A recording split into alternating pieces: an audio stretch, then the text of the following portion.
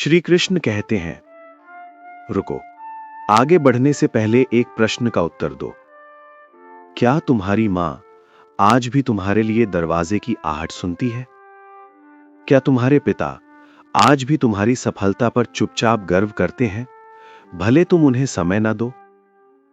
तुम अपने दुर्भाग्य की शिकायत करते हो, पर क्या तुमने कभी सोचा है कि कहीं तुम्हारे ही व्यवहार ने तुम्हारे भाग्य का मार्ग तो बंद नहीं कर दिया? जो अपने माता पिता का अपमान करता है, उसका भाग्य भी उससे मुंह मोड़ लेता है। आज की ये वाणी तुम्हें डराने के लिए नहीं, जगाने के लिए है। क्योंकि यदि तुम अभी नहीं जागे तो एक दिन बहुत देर हो जाएगी। आंखें बंद करो और सोचो, यदि कल सुबह तुम्हें पुकारने वाला कोई ना रहा तो क्या तुम्हारा हृदय तुम्हें क्षमा करेगा?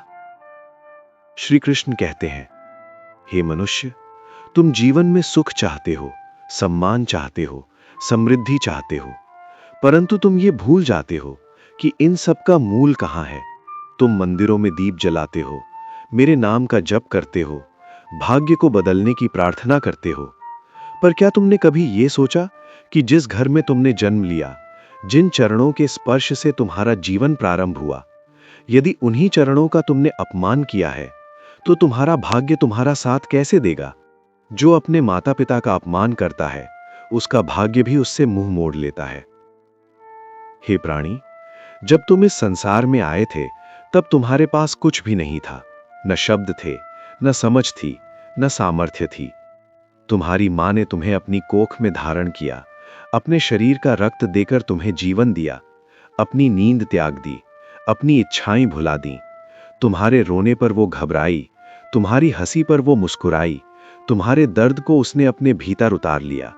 तुम्हारे पिता ने अपनी थकान छुपाई, अपने सपनों को रोका, अपने सुखों का त्याग किया, ताकि तुम्हारे भविष्य की नींव मजबूत हो सके। उन्होंने धूप सही, वर्षा सही, अपमान सहा, पर तुम्हें कभी ये एहसास नहीं होने दिया कि जीवन कितना कठिन है। तुम उनके त्याग की छाया में बड़े हुए, उनके संरक्षण में सुरक्षित रहे, और आज जब तुम्हारे पास अपनी पहचान है, अपना संसार है, तब तुम वही हाथ झटक देते हो जिन्होंने तुम्हें चलना सिखाया था। तुम कहते हो कि समय बदल गया है, परिस्थितियां बदल गई हैं, जीवन व्यस्त हो गया है, पर क्या प्रेम का अर्थ भी बदल गया है? क्या कर्तव्य का स्वरूप भी बदल गया है? जब तुम्हारी मां बूढ़ी हो जाती है और उसकी आंखें धुंधली होने लगती हैं, जब तुम्हारे पिता की आवाज धीमी पड़ जाती है और उनका शरीर पहले जैसा सशक्त नहीं रहता, तब तुम उन्हें बोझ समझने लगते हो। तुम्हें उनकी बातें दोहराव लगती हैं, उनका स्नेह हस्तक्षेप लगता है, उनका अनुभव पुराना लगता है। पर स्मरण रखो, जिस दिन तुमने उन्हें बोझ समझ लिया, उसी दिन तुम्हारे भाग्य ने तुम्हें हल्का समझ लिया। हे मनुष्य, मैं तुम्हें एक कथा सुनाता हूं। एक युवक था जो साधारण परिवार में जन्मा। उसकी मां ने दूसरों के घरों में काम किया, पिता ने खेतों में श्रम किया। उन्होंने अपने पुत्र को पढ़ाया, उसे बड़े शहर भेजा, उसके लिए ऋण लिया, अपनी आवश्यकताओं को रोका। वह युवक प्रतिभाशाली था, शीघ्र ही सफल हो गया। नई नौकरी, नया घर, नए मित्र, नई जीवन शैली, और धीरे धीरे उसे अपने माता पिता की सादगी पर लज्जा होने लगी। वह उनके फोन कम उठाने लगा, मिलने कम जाने लगा, और एक दिन उसने ये कह दिया कि वे गांव में ही रहें, शहर में आकर उसे असहज ना करें। उस दिन उसकी मां ने कुछ नहीं कहा, केवल मौन हो गई। उसके पिता ने भी कोई शिकायत नहीं की, केवल इतना कहा कि बेटा खुश रहे। परंतु उनके हृदय में जो पीड़ा उठी, वह शब्दों में व्यक्त नहीं हुई। उसी क्षण से उस युवक के जीवन में विचित्र परिवर्तन प्रारंभ हो गया।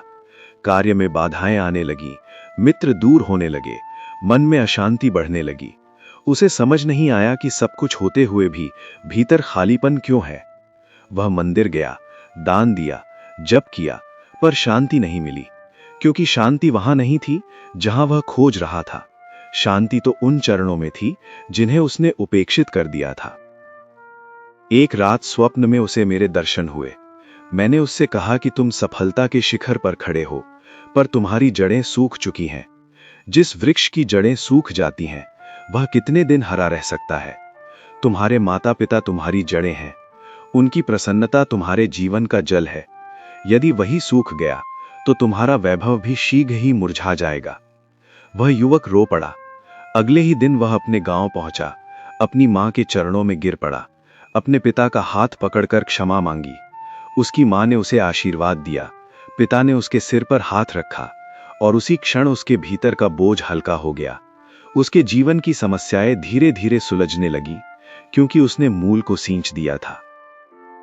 हे मनुष्य, यह केवल एक कथा नहीं, यह जीवन का सत्य है। माता पिता की आह से बड़ा कोई श्राप नहीं और उनके आशीर्वाद से बड़ा कोई वरदान नहीं। तुम सोचते हो कि तुम्हारा दुर्भाग्य संयोग है, पर कई बार वो तुम्हारे व्यवहार का परिणाम होता है।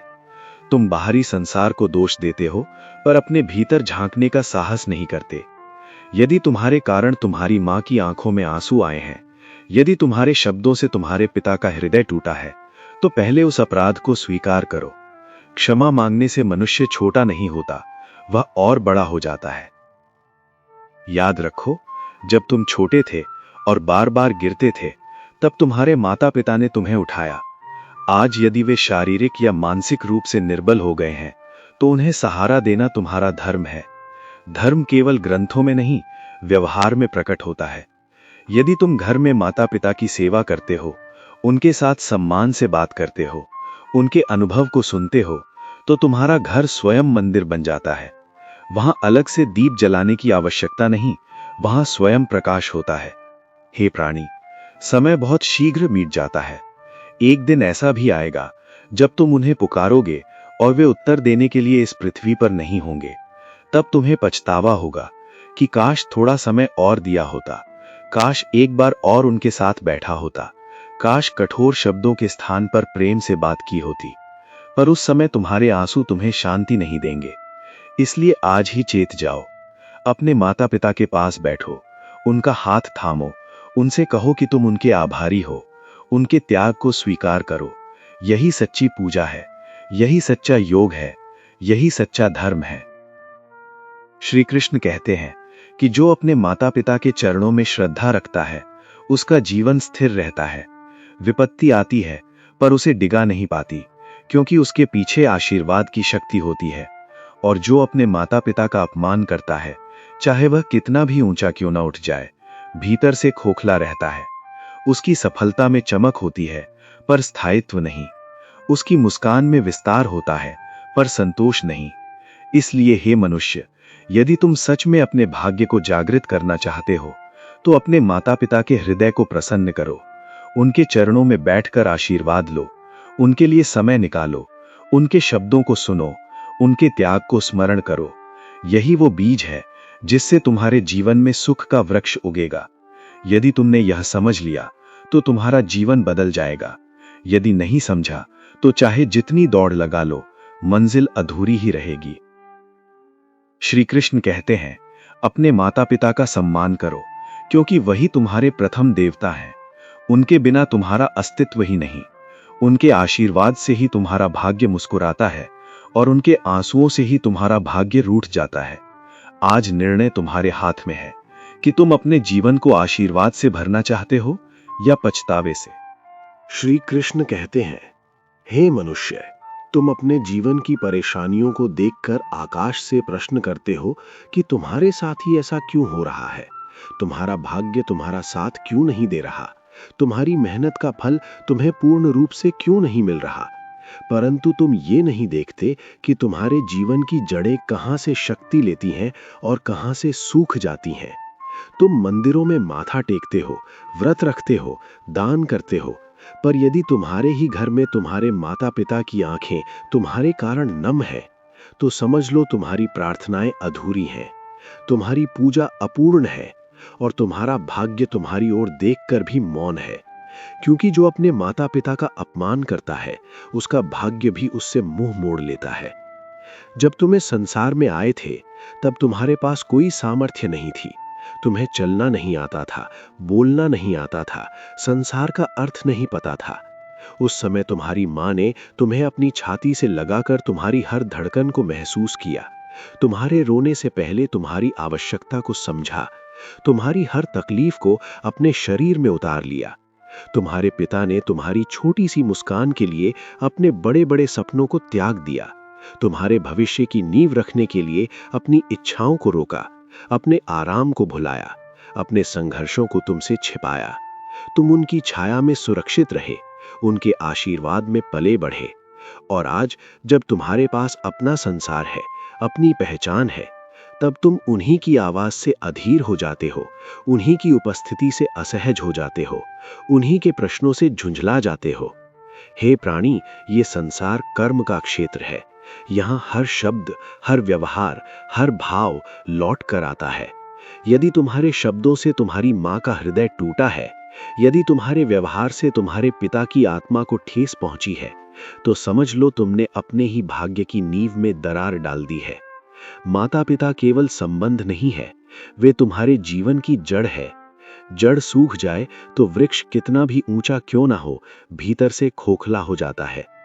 मैं तुम्हें एक और कथा सुनाता हूं, और ध्यान से सुनो, क्योंकि ये केवल कहानी नहीं, जीवन का दर्पण है। एक पुत्र था जिसने गरीबी में जन्म लिया। उसकी मां ने दूसरों के घरों में काम किया, हाथों की लकीरों में दरारें पड़ गईं, पर उसने कभी शिकायत नहीं की। उसके पिता ने खेतों में तपती धूप में काम किया, ऋण लिया, भूखे रहे, पर अपने बेटे को पढ़ाया। वो बेटा पढ़ लिख कर शहर गया, सफल हुआ, धनवान बना, उसका जीवन बदल गया। पर धीरे धीरे उसका मन भी बदल गया। उसे अपने माता पिता की सादगी, उनकी भाषा, उनका पहनावा सब पुराना लगने लगा। उसने सोचा कि अब वो स्वयं बना है, उसकी सफलता केवल उसकी मेहनत का परिणाम है। एक दिन उसकी मां बीमार हुई।